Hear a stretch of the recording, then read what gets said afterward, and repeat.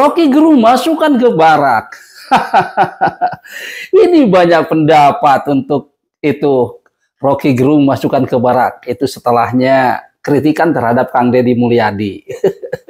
Kita lihat ya. Pada pemerintah Indonesia khususnya Pak Prabowo agar Rocky Gerung dikirim ke barak tentara agar dilatih tubuh dan mulutnya, ya agar dilatih tubuh dan mulutnya dan Hotman mendukung Deddy Mulyadi. Kenyataannya kayak gitu. Orang Rocky Gerung itu nggak ada apa-apanya, hanya provokator aja. Raja Dungu. Jadi selamat buat yang dulu pencinta dari Rocky Gerung.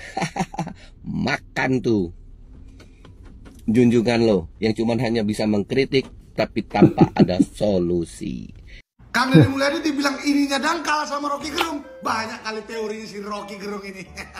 Atau siapa yang setuju? Rocky Gerung kita kirim ke barak militer.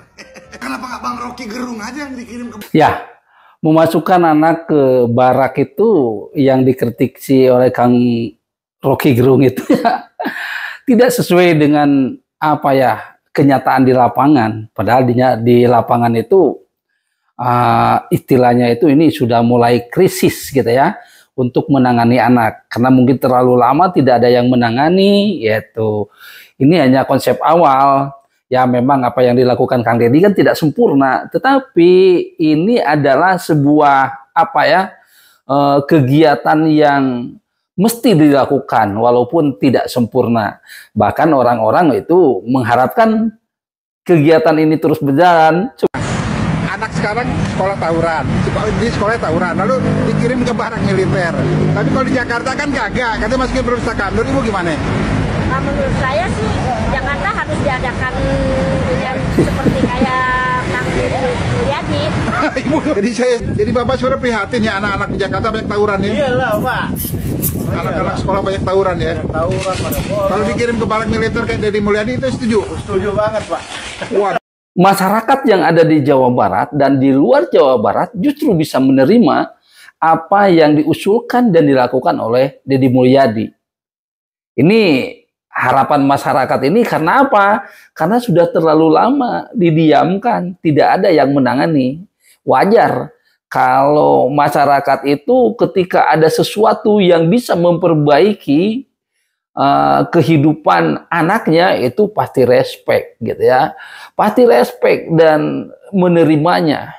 Memang menurut teori pembelajaran, menurut teori bagaimana untuk membentuk karakter itu kalau di barak ya gitu ya, tetapi kenyataan ini akan sulit sekali gitu. Nah, di sini juga ada seorang anak muda yang mengatasnamakan dirinya Maung gitu ya dari Bandung. Coba dengarkan ini pendapatnya luar biasa sekali. Benar-benar luar biasa. Dan nanti di ujung pendapat Kang Deddy. Gimana menurut anak Bandung ini nih, Maung Bandung ini nggak tahu dari mana nih sama Kang Deddy. Oke, dengarkan ini. KDM King Deddy Mulyono. Akhirnya pembandingnya cuma Mulyono. Kan dari tadi Anda ngomong gitu. Kenapa pembandingnya nggak Bung Karno misalnya coba? Karena dari awal saja Anda sudah terjebak tuh. Ketika Anda mengatakan ya karena pada ujungnya pembandingnya hanya Mulyono tuh. Kenapa tidak pembandingnya itu Bung Karno? Ya kenapa Anda tidak berdiri sendiri sebagai outliers, berbeda dari yang lain? Kenapa pandangan Anda justru terinspirasi dari orang-orang dungu? Kan itu namanya dungu tuh.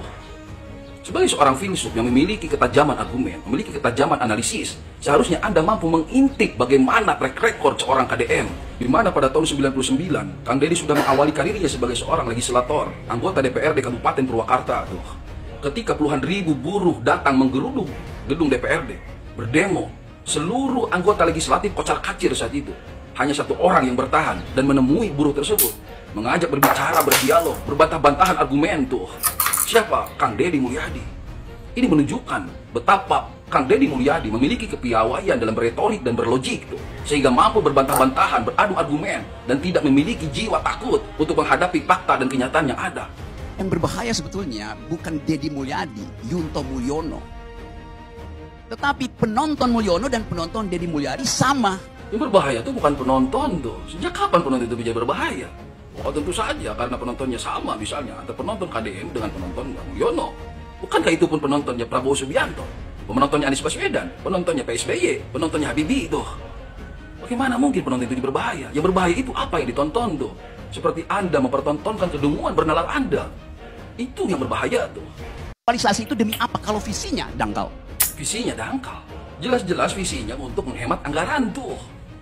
Penghematan anggaran tersebut divisualisasikan sebagai sebuah pesan untuk disampaikan kepada masyarakat tuh. Bagaimana itu hanya sebuah visualisasi, sementara itu adalah visi menghemat anggaran. Ngirim anak ke barak itu dangkal. Barak itu didisiplinkan tubuhnya. Kalau kita belajar teori-teori disciplinary society oleh Michel Foucault misalnya. Fungsi barak militer mendisiplinkan tubuh, bukan mengajak orang berpikir. Yang dangkal tuh justru cara bernalar Anda tuh Bung Rocky. Yang memaknai barak hanya sebatas tempat pendisiplinan tubuh semata tuh. Sama seperti Anda dulu mengatakan bahwa kitab suci itu fiksi. Anda mengajak kita semua untuk berpikir, mencari makna lain yang tidak terkandung di dalam KBBI itu, supaya pikiran kita bertambah dan bertumbuh. Tapi kenapa ketika Anda memaknai barak, takut pada pemaknaan tersebut? Kenapa Anda sendiri yang justru terjebak pada pemaknaan istilah tersebut? Hanya pada pendisiplinan tubuh semata tuh. Kenapa tidak berupaya untuk memaknai kalimat lain dari pandangan orang lain tuh? Sehingga upaya Anda memberikan pandangan itu secara utuh, secara komprehensif tuh. KDM, King Deddy Mulyono. Nggak apa-apa jadi Mulyono 2, Mulyono 3, Mulyono 4. Karena memang nama saya adalah Mulyadi. Ngirim anak ke barak itu dangkal. Kemudian tambah lagi sekarang lagi gubernur otak dangkal. Lebih baik jadi gubernur otak dangkal tapi banyak orang yang tersadarkan daripada gubernur otaknya dalam tapi banyak orang yang ditenggelamkan. Saya punya pendapat sendiri. Realitas di lapangan tidak selalu bisa dijawab dengan teori.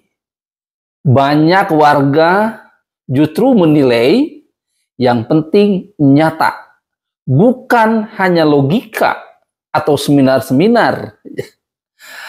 Kang Deddy bekerja di lapangan, bukan untuk di atas kertas.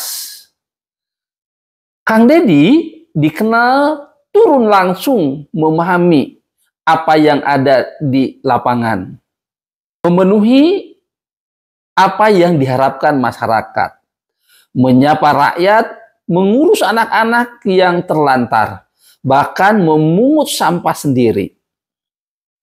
Ia lebih mengandalkan empati dan respon cepat daripada proses birokrasi panjang. Ketika Rocky menyebut ini sebagai populis kosong atau pertunjukan satu orang, ia mengabaikan fakta bahwa masyarakat merasa tertolong dan terwakili. Jadi kritik Rocky Gerung ini kurang menawarkan solusi. Dia jarang menawarkan solusi konkret terhadap permasalahan rakyat itu seperti apa. Dan tidak menjelaskan bagaimana seharusnya anak-anak bermasalah dibina secara efektif. Jika bukan lewat pendekatan disiplin seperti barak. Inilah. Sehingga sekarang rakyat itu sangat berharap besar terhadap Kang Deddy. Jadi Kang Deddy Mulyadi ini kritikan Rocky Gerung ini kurang adil, ya. Tidak mempertimbangkan realitas sosial, dampak nyata di lapangan dan perspektif rakyat kecil. Kritik memang penting, tapi harus disertai empati dan solusi. Bukan sekedar retorika elistis.